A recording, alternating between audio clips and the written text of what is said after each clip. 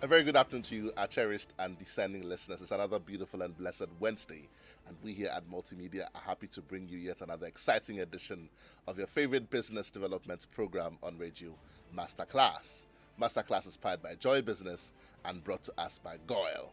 Goyle, good energy, Goyle, Yenara, Igedia. Masterclass is also brought to us by GCB, your bank for life. My name, as always, is Yabanafo, and I'm excited to bring you today's edition of Masterclass. Masterclass comes your way this and every Wednesday at 1:30 p.m. and runs all the way through to 2:15 p.m. here on your superstation Joy 99.7. We will be streaming on live on Facebook on today's show as well.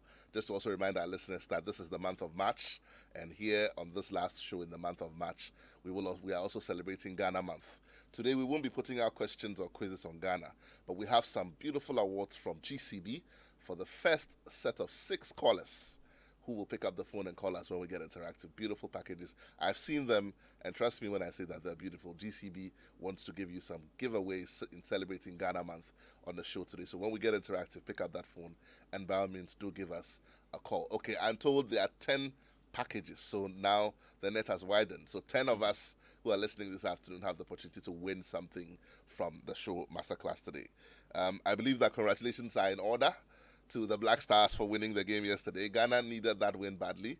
So thank you, Black Stars from Masterclass, for winning that game yesterday and putting us through to the World Cup. You have gladdened the hearts of the whole nation, and thank you. Quick shout out to one of our very ardent listeners. I didn't know she was listening, Mrs. Zomelo of Zomelo and Associates. Good afternoon to you, Mum. You have been listening to Masterclass ardently, and for that we thank you. Keep listening. Another quick shout out to Priscilla Nana Ama Apreku of Multimedia. It's your birthday today. You put a smile on many faces here at Multimedia. Enjoy your special day. So we go straight into our conversation for today. Last week we started a rather interesting conversation on portfolio construction and investment risks, essentially sharing ideas on where to place your money, how to place your money, what risks to look for, how to optimize your gains or your benefits and to minimize your risks, essentially. We broke it down into simple language so that we would understand essentially what we're talking about. We try to stay away from all the test language of the jargons and the policy rates and all those things that confuse me and a few of the people I also know as well. In that conversation, we're privileged to have the Managing Director of GCB Capital, in the person of Mr. Kofi Ewuku, join us, and he's here again with us today on the show. Kofi, you're welcome to the show. Thank you very much. I'm excited. You know, I've never had a conversation with anyone on portfolio construction who has made it as simple as you have. Happy to hear. And I got that feedback also from my listeners after the show. Thank you so much for making it simple. Pleasure is mine. Thank you. Thank you too. But we didn't finish that conversation because we got to the point where we're talking about the risks and what people should look out for, and then unfortunately we ran out of time. Today, hopefully, we have a bit more time, and therefore we're going to go through that again. So maybe just a quick recap, if you will, for just a few pointers, just 30 seconds recap on what we talked about last week, just for flow of thought, right, for those who are listening, and then we can go straight into our conversation today. For those who are watching us, who are listening to us, who would like to watch us on video, we're streaming live on Facebook. Just go to our Facebook page. And for those who like to take notes, we'll also be sharing some of the slides from last week also on Facebook, so you can make some notes as well. Kofi, talk to us. Thank you. Thank you so much, Yao. And good afternoon to everybody. Indeed, we started this last week, and we had what I think was a good enough conversation, starting with what an investment is, and we specify that investing is one thing, speculating is another, and we need to know exactly what it is that we're doing. We talked also briefly about the various asset classes or asset types that people can invest in our market. Talked about the mainstream ones, shares, bills, bonds, etc., and also talked about some alternatives. And then we touched a bit on what a potential investor or an active ongoing investor should look out for in terms of having an understanding of what it is that you yourself you are looking to do or to achieve out of the investing business, and also to have a good enough understanding of what it is that you're getting yourself into. So that about sums up what we did last week. And the next logical step is to look at one of the most critical elements in this whole journey, that is risk. Understanding what investment risk is. Before you talk about risk, I mean, I want to be a bit mischievous. You know, often we're talking about people making investments in currency. Currency was one of the options that we talked about last week. Now, we talk about these things so that we learn. A few of my friends, I'll say my friends because I can handle my friends, panicked and therefore put a lot of money away in foreign currency. The most popular is the dollar, the US dollar. Yep. The US dollar was about 8 point something, I think, last week or so. Today is about 7 point something. So clearly it's falling against the city. Yeah. People are losing money. Did they make the right investment decision at the time? What are the learning points? Just very briefly. I mean, I know this can be a whole show, but absolutely, yes. Why shouldn't we panic to put money away in foreign currency in times like this? Right. Yeah. So as you spoke, you used the keyword invest. You used panic, and then right decisions. If we have to cast our minds back to what we defined investment to be last week, we said that it's an operation which involves thorough analysis and which also involves an assurance of the safety of principal and an adequate return. And anything outside of this is speculation. We had the governor of the central bank mentioning, was it yesterday or a couple of days ago, that you cannot win if you are speculating against the currency. And we also have history in this country where people had run to the US dollar as a safe haven, and then when things turned around, they lost money. So we have all these things to guide us. You cannot be investing in currency that way if you're acting on panic or mere speculation. If you go on that journey, the likelihood of you losing money, like you said, is extremely high. And so if you're going to do investing, go through the matrix, make sure you've checked all the pointers that have to be checked. Right. And then if you are absolutely assured of the fact that you are doing a sound and proper investment, then you're good to go. Otherwise, you are speculating. And the sure thing that goes with speculation is a likely loss that you just indicated. And I like it when you use that word speculation, because one of the things you talked about is thorough analysis. Yes. And that process of thorough analysis will ask all the right questions. Yes. How long am I keeping the money for? Is it money I'm turning around? What's been the trend analysis? What happened in the last 4 years? Has the situation happened before? What are the things that are happening differently now? Surely, in asking all those questions, there will be something that sticks out and that tells you, you better move in this direction or better move in that direction. Precisely. But if you just run along and follow everyone else and put your money away and, that is certainly not investing. Exactly. And then you expose yourself to these possible outcomes. We're learning from these things. So, I mean, as and when these things occur, let's make sure we have learning points from them so we don't fall victim to the same processes all the time. Yes, Kofi, let's go ahead. All right, thank you. So as I indicated, we will be talking about investment risk for a large part of today. And we would want to even know from the onset, what is investment risk? Let me describe it as the possibility that the expected outcomes from your investment operation will be different from what you look forward to, right? So you have an expected return, but the outcomes are different. And it's always a possibility. Indeed, everything that we get ourselves involved in comes with an element of risk. Everything that we do. So you cannot do away with risk. What you have to do when you are investing is to see how you manage that risk. And there are two key things we need to know about risk in the area of investing. Number one, there are risks that you can control, and then there are risks you have zero control over. Right? Those that are under your control, we call them unsystematic risk. They are particular to the asset or the investment vehicle that you are getting into, right? And then there are the systematic risk. Those ones come with the industry, with the market, with the country. You can't eliminate them. You can manage them somewhat, but you can't entirely get rid of them.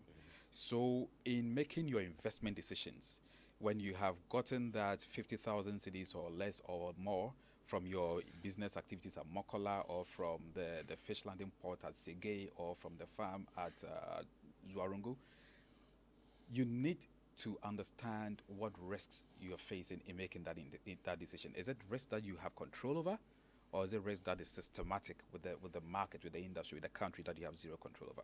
That is one bit. Knowing that there is systematic risk that you have little control over, and there is unsystematic that you can control. The other important feature of risk in investing, which I think is a bit more well known, is the fact that there is always what we call a risk-return trade-off. And what do I mean by this? I'm simply saying that low risk levels potentially go with lower returns on your investments, and vice versa. So if you get yourself into an investment asset that has a higher risk level, then you can logically also expect a higher return. That is the risk return trade-off, and that unfortunately is one of the things that we tend to lose sight of when we are taking our investment decisions, because we hear that Kweku Frimpong has come and says that this investment in that place is offering so much return. Within 3 months, you get so much, and you focus on that return, and you don't think of the risk that goes with it. There is always a trade-off. You want that high return. I am in no position to tell you. I mean, with the exception of the Securities and Exchanges Commission coming out to say that a particular investment vehicle or a certain promise is illegal or is not properly registered, etc., so avoid it. I am in no position at all to tell you that one investment or the other is too risky or even bad, right? It's all down to the risk-return trade-off that you are able to handle. And we will presently get into the whole concept of even risk tolerance, so that you understand how much risk you can take. Because until you have taken the trouble, to even work out sometimes how much risk you can take, you would actually be out there taking some decisions and losing sight of the fact that you are biting more than you can chew, or they are likely to drown you. You're punching above your weight. Precisely. But it's important, the point you just talked about, that when people are making investment decisions, sometimes for want of ease in the communication process, we summarize our communication to our friends. So we say, oh, if you put money in that company or in this business, you will make X return. But that's the simplified form of the communication. And it's important that we learn that. And I say simplified because what is missing as detail in that conversation is, below a certain amount of investment, you will not make the return they're talking about. So let's say people talk about eggs, moving eggs to Burkina Faso. And if you move a whole track of eggs and you spend about 100,000 Ghana cedis, your return will be about 30,000 Ghana cedis. What they haven't said to you is that if your investment is less than that 100,000, you will not make that 30,000. That's number one. Number two, between here and Burkina Faso, there are risks that are systematic and unsystematic, which is both internal and external, which they have also not talked about. Number three, there is the risk tolerance, which we are going to talk about shortly, which is how much risk can you carry, and how much money is it that when you lose, you go under, or they will come and carry you and your whole household. So all those are questions you should ask. We should never make decisions on a summarized submission of our friends where investment is concerned. Oh, I hear that pineapples are moving. Let's go into pineapples. I hear that now this product is moving. Oh, let's import this one. Let's import that one. What are the other questions you haven't asked? One of those questions can turn your whole investment belly up. And when that happens, you're in the hole. Indeed. I mean, you sometimes just need to ask yourself 2, 3, 4 questions. And then what initially appeared rosy and excellent in all forms suddenly starts showing some risk features that you may now want to take a step back and then reconsider. But all too often we don't do that. We don't ask ourselves those critical questions. Many people are in the business of investing, whether in financial assets or some other assets, without even having an idea of what their personal risk tolerance levels are. So let's talk about risk tolerance. I mean, this basically refers to an investor's willingness and ability to take a certain quantum of risk. How much risk an investor is willing and able to take. And I am emphasizing willing and able because willingness is one thing. Ability, capacity to carry it is another. You may be willing to go chase that risky venture with an eye on the return. But should things go belly up, do you have the capacity to stand? Or will you be carried away, like Yao said moments earlier? So we need to ask ourselves a few questions to establish what our risk tolerance are. And what are some of these questions? You may want to start with your purpose. Why are you getting into that investment activity in the first place? Have a thorough understanding of the purpose, the objective for doing it. And does it align with what you're getting into, or you're being blown by the wind? You're being blown by what people are saying, right? Another critical item you need to consider is the source of funds. Is it your own money? Is it borrowed money? Is it from the uncle or the auntie? you know, Is it where from a is the loan money from? shark? Is it from a loan shark, or is it somebody's money that you are supposed to keep for a time being, or do a project with? I mean, they Is sent you this that some money they money sent you from to abroad build to build some exactly, house? and then you want to turn it around quickly before you go buy the cement or the iron rods. What is the source of funds? All of those will determine how much risk you should be able to take Yeah. with the money. You also want to look at the time horizon. How much time do you even have to invest? Can you do just a 3-month investment, or is the money available for you to do a 6-month, 1 year, 3 year, 5 year investment with? That should also help you understand how much risk you can take with that money or with that venture you're getting into. The value that you can afford to lose. That is one critical thing that we're talking about off air. So you could get into a certain venture with the knowledge that should it go bust, you can afford to lose this money.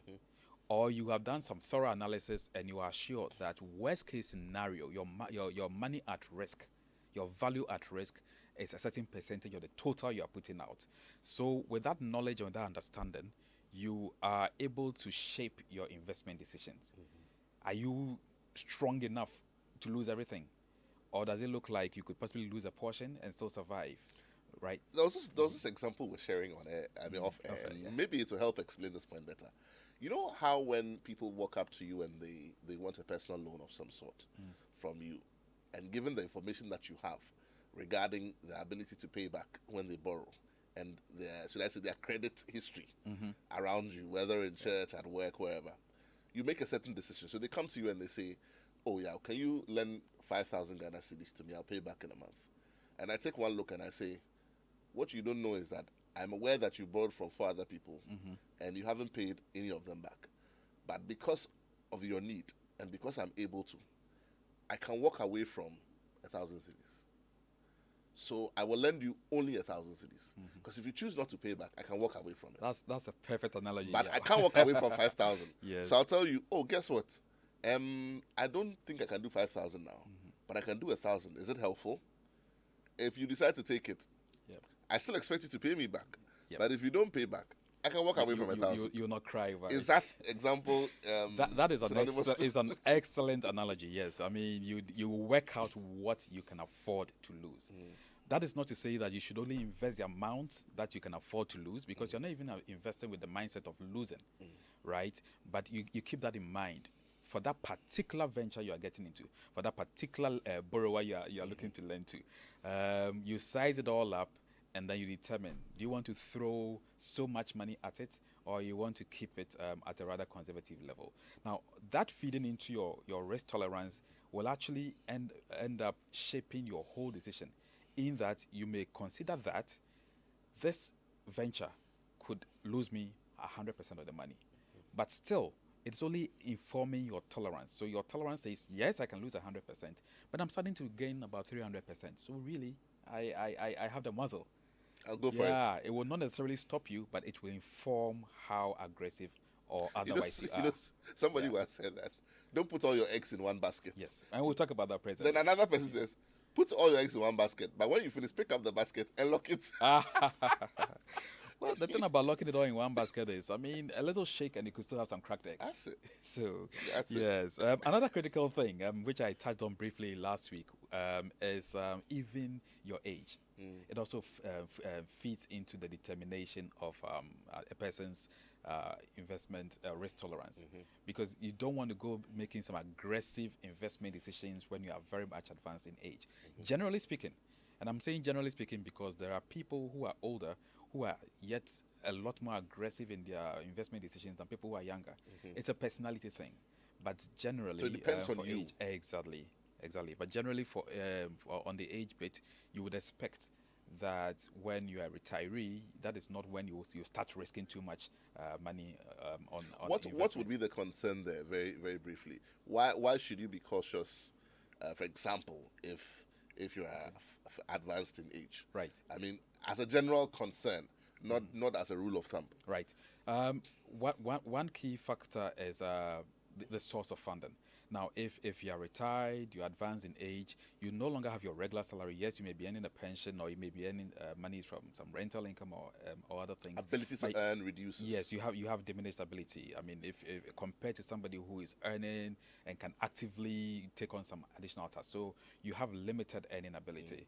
Two, you also may not want to get too aggressive in some long-term investments because, I mean, touch wood, reality is that you don't know how much longer you're going to be around. So you want to manage it within some reasonable time horizon.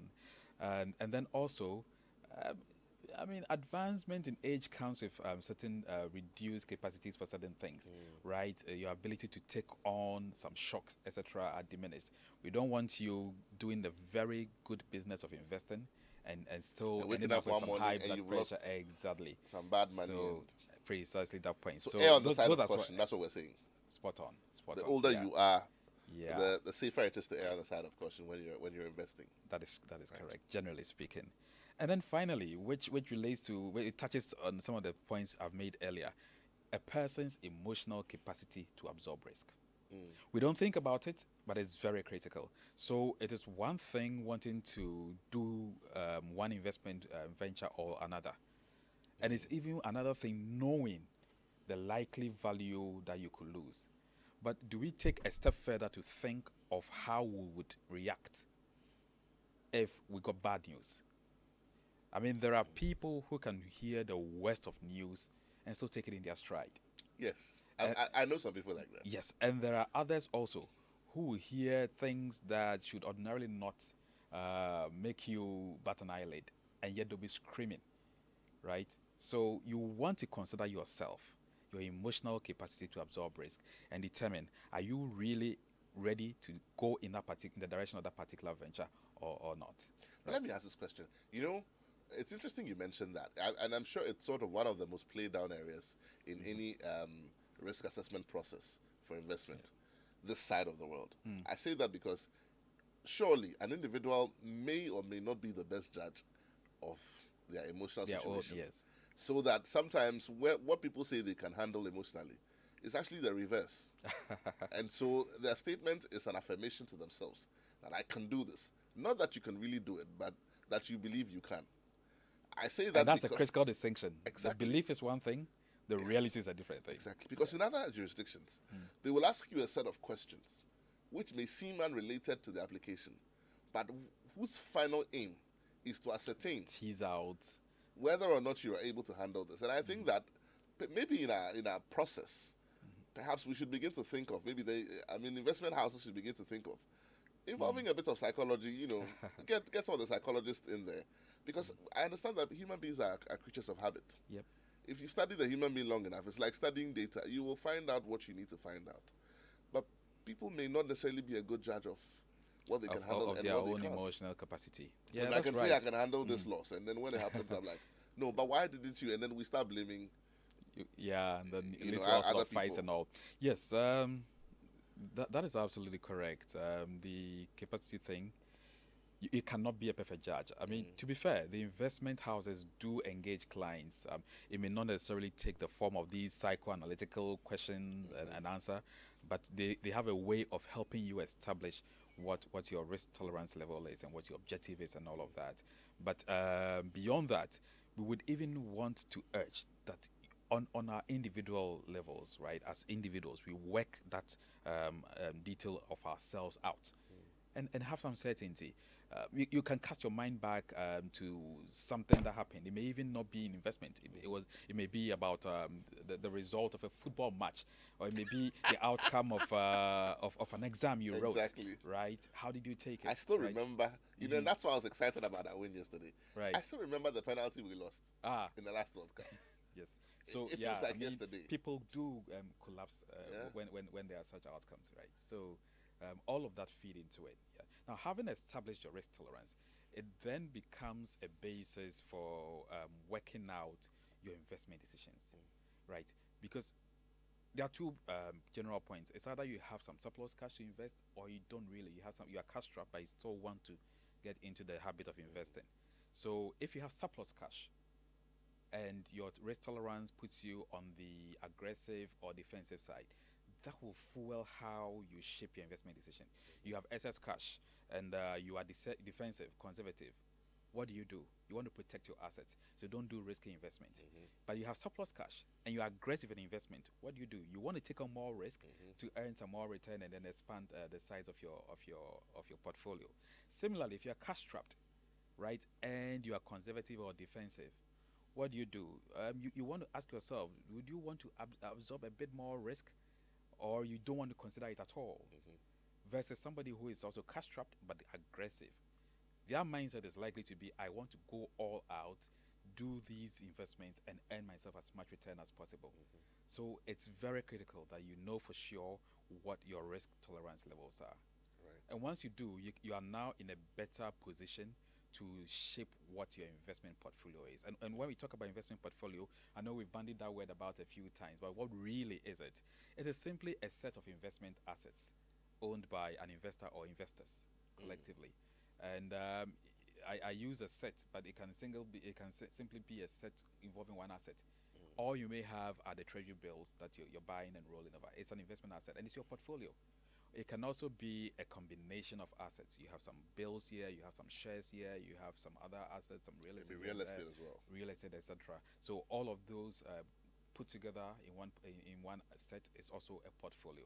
It doesn't necessarily need to be multiple assets for it to be called a portfolio. So you have that, and the portfolio that you hold typically is designed to achieve a certain objective. So why would you want to go and buy that particular treasury bill or bond or note, right? Why would you buy that, invest in that real estate? There's an objective you want. The portfolio should be designed for that. You don't set out to do investing, building a portfolio of assets that are not altogether helping you move in a particular direction. It's critical because otherwise, then you're all over the place, right? Beside that, having considered what a portfolio is, there are the critical issues that we ask ourselves. And this may sound like a repetition, but now we are in the portfolio building phase itself, right? The key questions: your objective, as I mentioned moments ago, your horizon, how long are you prepared to put the money away, right? You want a certain kind of return. You must invest in certain kind of assets. You must be prepared to either go long haul or short term. And then the final consideration is what we defined moments ago, your tolerance level. So those three items go into shaping your portfolio. Now you have your portfolio. One asset, multiple assets, you got it. What do you do now? How do you manage it? You don't just get into the habit of doing investing and put money away, like we say, close your mind to it. It may not be a bad idea, especially if you're doing long term like shares. You don't want to. When we say don't go back to it often, we don't want you to be doing hasty buy and sell decisions all the time. But at the same time, keep an eye. How are you managing it? Are you being aggressive? Are you being conservative? Are you playing the middle line? Being moderately aggressive? And all of these things also, how you want to manage it, also influence the sort of things that you want to put in your portfolio. For instance, if you're aggressive, then the assumption is that you want to go long term, right? You want to take some relatively risky assets. You want to do equities, right? You want to go the long haul. It's for people with high risk tolerance, right? So an aggressive portfolio strategy will look different from a conservative portfolio strategy, which is relatively long term. The priority there is just to preserve the safety of your returns and the cash assets. The assets you want to invest in are typically cash or near cash. And then there's a middle ground, the moderately aggressive investment strategy, where you are balancing the risk and the return, right, to achieve your objective. And here you can do a bit of both: some equities, some bonds, some shorter term instruments, some cash and near cash assets. And that construction of the portfolio in that particular manner will then feed into your objective, right? So the aggressive, conservative, or middle ground, moderately aggressive strategies will be very critical in how your investment portfolio shapes up after you have put it together. Well, one word comes to me very strongly: diversification. When you talk about having a good mix, Yes. but that can only be done with advice from a professional, Yeah. because obviously you're looking at what? Okay, so let me ask the question this way: What would an investor be looking at when they diversify their portfolio? Naturally, they're in investment to maximize their returns and benefits and minimize their risks. Yeah. But what would they be looking at other than those things? Would they also be looking to spread the risk at some point, depending on what's happening in the market? Would they be looking to maximize because there's a windfall in that direction? Would they be looking to be a bit more cautious because we're not certain of what's going on? What are some of the general considerations or thought processes that occur when someone is managing a portfolio? Right. And which causes them to shift in different directions in the conversation on diversifying your portfolio from time to time? What would instigate what movement at what point? Right. Thanks, yeah. So the best approach to this question is to establish what the diversification is supposed to achieve in the first place. Diversification in building your investment portfolio or managing your investment holdings is extremely critical. It helps manage the risk. And remember the conversation we had moments ago about systemic and non-systematic risk. True. Diversification comes in here and plays a very important role in shaping not only the look of your portfolio, but the returns you get from it. See, different asset classes, as we described last week, have different responses to market movements and economic movements, right? So the way the fixed income instruments would react to a particular market movement is not necessarily the same way shares would. So over the past few days, after the Ministry of Finance announced a raft of initiatives to try to salvage the economy, we saw the fixed income market react in a particular way, not so much in the equity market, right? So different assets react differently. Now, as I mentioned, there is unsystematic risk associated with all of these. So what you want to do with diversification is to put assets that are not correlated together. And let me break it down. Assets that react differently to market movements. Differently to different stimuli. Precisely. Yeah, you are complicating the thing now. We agreed to keep it simple. So they react differently to different occurrences in the market. Yes. So that if it's going to rain, for example, and rain kills this investment, you don't have 5 of the same investment that is killed by rain. Exactly. Some will be by sunshine, some will be by wind, some will be... You want to have some that are actually going to thrive in the rainfall. Hold that thought for me. We want to take a quick message from our sponsors. When we come back, we get interactive. We'll take a quick message right now.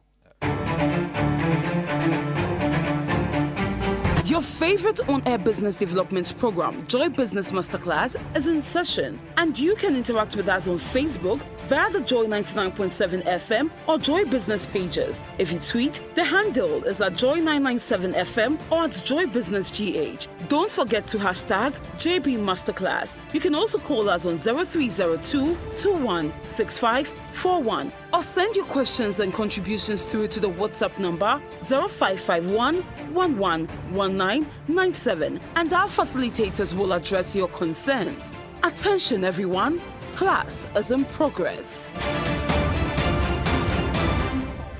Welcome back. If you've just tuned in, this is Masterclass here on your superstation Joy 99.7. We're spending time here with Kofi Ewuku, Managing Director, GCB Capital, and we're concluding our conversation on portfolio investment and risk management here on Masterclass.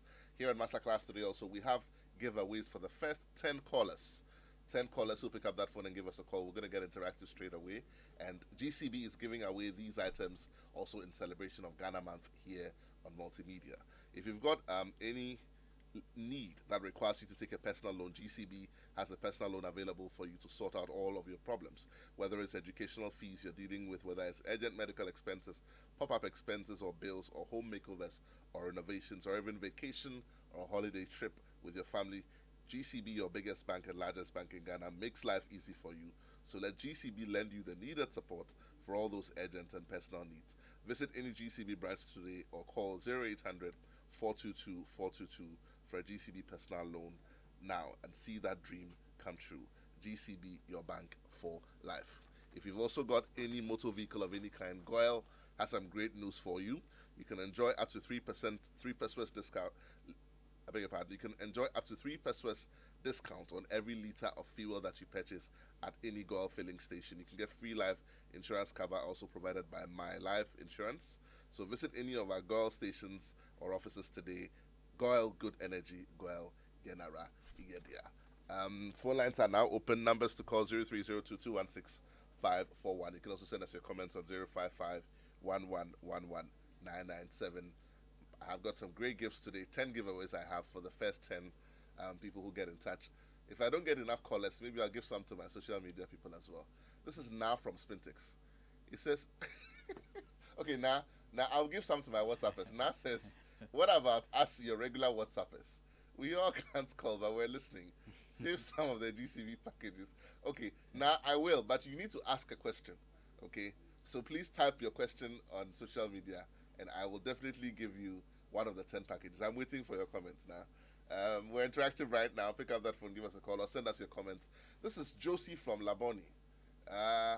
Josie says, what is the basic measurement of investment risk? Hi, Joy FM. Okay, so Josie, you are my first winner today for the giveaways from GCB. Wonderful packages in celebration of Ghana Month from Masterclass. So after the show, please pass by the front desk of Joy FM and mention Masterclass and say that you were a winner from the Q&A today. Your name is Josie and you're from Laboni. So remember to pick up your package. She's asking a question. Basic measurement of investment risk. Right. That is actually an interesting question. There is no straightforward answer to that because investment risk manifests in several different ways. Right. And so they would naturally also be measured in different ways. Perhaps she could be more specific. Right. Okay. So, Josie, if you could be a bit more specific, basic measurements of investment risk. I've got Sam from Spintex. Sam says, I have a question for a resource person. Is it prudent to guarantee a loan for someone when you plan undertaking an investment? Sam from Spintex, you're my second winner today. Please pass by the front desk of Joy FM and pick up your package when the show is done. Before you answer Sam's question, it says, when you're planning to undertake an investment, is it prudent to give someone a loan? Please write that question down. I've got a caller on the line. Good afternoon. You're welcome to Masterclass. Your name and where you're calling from. My name. Good afternoon. My name is Collins Lati. I'm calling from Dansoman. Okay, so Collins, you're my third winner today on the show. You have a parcel at the front desk of Joy FM. Please pass by at the end of the show and reference Masterclass, and you have a beautiful gift from GCB. Wow, thank you so very much. GCB, first of all, GCB is my bankers in a way. Okay, that's nice. Yeah, so just regarding their is it loan or credit facility that they are giving, I just want to know, do they give it out to consultants or you need to be a government worker? Is it possible for me to ask such a question anyway? Yeah, go ahead with the question. Yeah, I'm just wondering, do you give it out to private, like entrepreneurs or private or consultants or something, or is it to just government and those who have regular incomes, you know? Okay, so just keep listening. We'll answer that question for you. Let's answer that first. He wants to know whether the personal loan is for just government workers or is for consultants and for other category persons as well. No, Collins, the loans are available to any category of worker once you meet the necessary so Collins, it's for everyone. Terms and conditions apply. Yep. Okay. I've got another comment on social media. And the previous question was about guaranteeing a loan to someone if you want to make an investment. I'm not sure I fully understand that. So he has plans of making an investment. Should he guarantee somebody's loan when he wants to make some so he has to make a choice between the two. That's a rather difficult one. It will come down to your risk appetite and to the objective. Perhaps you could earn more from the loan, which in itself could be considered an investment, right? Or you could invest in some other assets. So I'll just ask that and say, if you think it's rather general. If you think that the person will not pay and they'll come back to you, then yes, by all means, be careful before you do that. Do I have a caller on the line? Yes, I have another caller. Good afternoon. You're welcome to Masterclass. Your name and where you're calling from. Hello, good afternoon. Good afternoon. My name is Dennis. I'm calling from 37. Sorry, you're calling from where, Dennis? From 37. Right, Dennis from 37. You are my fourth winner today on Masterclass. GCB has a wonderful gift for you. Please pass by the front desk of Joy FM and pick it up after the show. Okay, thank you very much. Now ask your question, Dennis. Okay, so I have some loose money, and I'm thinking of how to invest it. Right. And I'm not so sure. So, like, I have roughly like 10K. What do you think is the best investment? I'm going to stop you here. Don't give too much information, okay? I'll give you a number to call, and then call them GCB, and they will take you through every single step to make an investment decision, okay? Okay. Please share it. So thank you. The number for GCB Capital. We'll get that in the Yes, before the end of the show. All right. Do I have another caller on the line? Okay, I've got some comments on social media.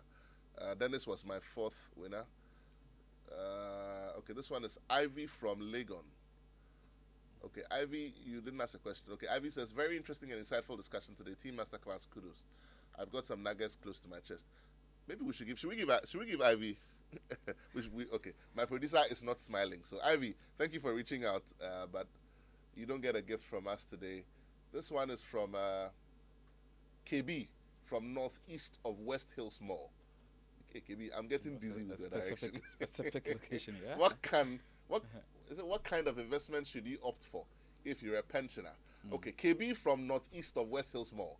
You're my fifth winner on Masterclass today.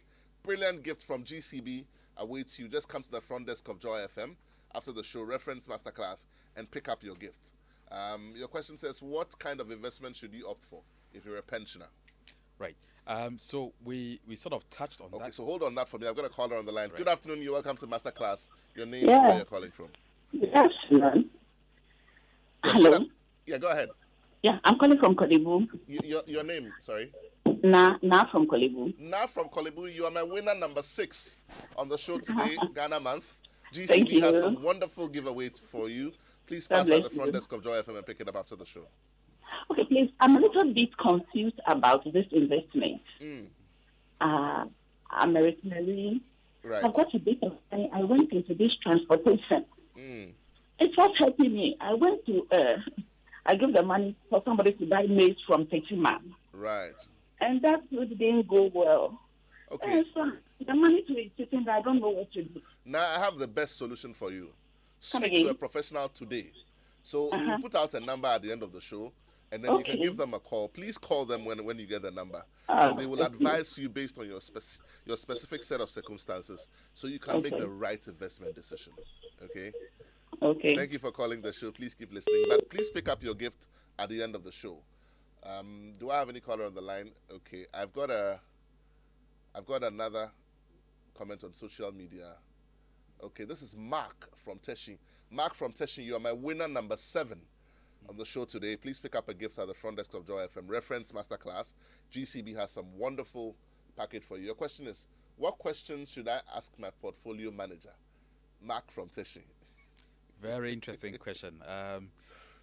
There's a number of questions. I mean, based on I've the got 3 discussions more we've gifts to had. go, and Yeah. I've got 3 more minutes on the show. So if you can get through, you can pick up those gifts. Let's go. So it's either the portfolio manager is offering you some asset or some product to invest in, or you are seeking guidance to make your investment decisions. Now, the sort of questions you ask will hover in the area of what it is that they are offering you in the event that they are making a sale, what it is that they are promoting to you, what sort of assets go into that. Do those assets jive with your personal risk tolerance? How long do you have to be in there? Are there any tax implications on the returns that you will get? Are there any charges? What sort of charges are there that you have to pay to the portfolio manager? So all of those are critical questions that you need to ask of the portfolio manager. On the flip side, if you are considering something yourself and you're not being offered, and you still want to get some guidance. So tell them your specific circumstance, Yes. what you want to do, and they will guide you make a decision. want I think I've got a guidance, few give more you the comments on details. social media. If I could take them, I think these are on WhatsApp. I don't have a caller on the line now, but I have a few more comments on social media. So I'm just going to read them out. I've got 3 more packages to go out. I'm hoping I can give them out today. There was one from a lady from Bachona, Jay from Bachona. Yes, it says, I'm Lady J from Bachona. Okay.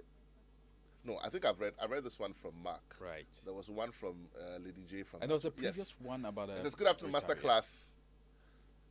I'm Lady J from Bachona. Is it advisable for someone who's going on retirement to place an investment? I think that's the question that she's asking. Well, so that question actually is in sync with the previous question Yes. from a pensioner, a retiree, as he described. Is it advisable? It's always advisable to do investing.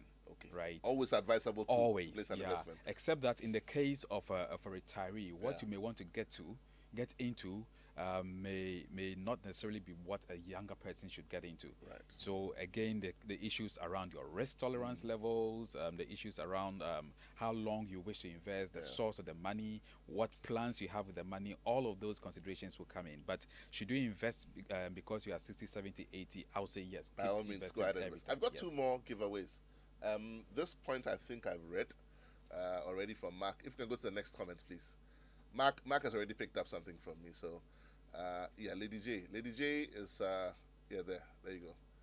Right. So, Lady J, we've just answered your question. You are winner number 8. Please pass by the front desk of Joy FM and pick up your gift. We've answered your question for you. The number for GCB Capital, for those who want to make investment decisions, please write this down. 055 973 3884. 055 973 3884. That's the number to call. By all means, do call them, and then they'll be able to help you make a decision. I've got one more gift to give away. Do I have a comment? Okay, I don't have any comment on social media, so I will hold on to that gift and probably give it away at another time. Kofi, final thoughts in this conversation, takeaways? Final thoughts. 30 seconds. Right. Okay. So the key thing is let's liken the investment risk to a wall between you and the returns you're looking for. Now, diversification, which is the point that we last touched on, is that thing that will help bring down that wall. A section of the wall will still remain, the systematic one that you can't do much about, but if you diversify your portfolio well by putting assets that are not correlated together, you improve your chances of minimizing your risk and then maximizing your return. Yep. Minimizing your risks and optimizing your returns. This has been Masterclass here on the Superstation. Wonderful conversation on investment. And for those who want to place an investment decision, again, numbers to call 055 973 3884. Next week, we continue in the conversation on investment, but this time we want to be able to look at investors who want to place money in your business. What do they look out for? What are the things that you should do in putting your company right so that somebody will put money in your company and make it grow? This has been Masterclass here on your Superstation. Thank you for listening and watching us, and we'll see you same time next week. Up next, we continue with The Ignition. Thank you for watching.